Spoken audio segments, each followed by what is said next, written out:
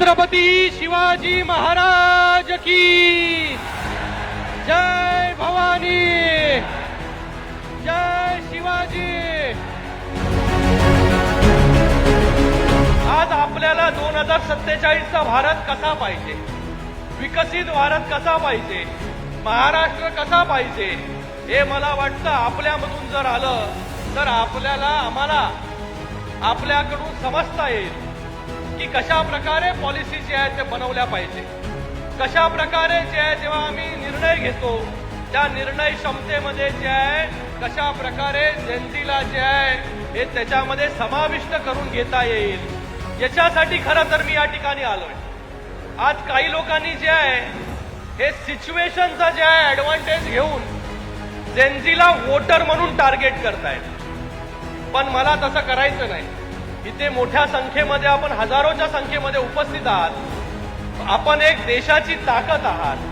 पुढे येणाऱ्या काळामध्ये देश कुठल्या दिशेला जाणार आहे हे आपल्याला सगळ्यांना मिळून ठरवायचं आहे।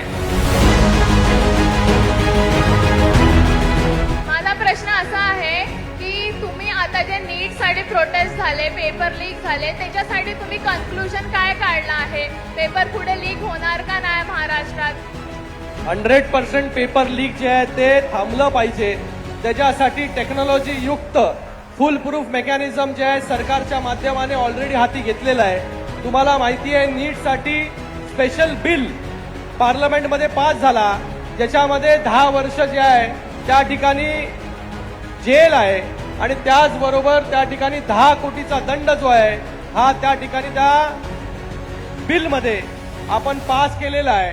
आणि येणाऱ्या काळामध्ये नीट असेल किंवा कुठलीही परीक्षा असेल, आता टेक्नॉलॉजी पुढे जाते, त्या टेक्नॉलॉजी बरोबर जे आहे ते आपणही पुढारलं पाहिजे आणि ही सगळे परीक्षा कशा प्रकारे फुल प्रूफ होईल त्याच्यावरती सरकार पूर्ण ताकदीने काम करते।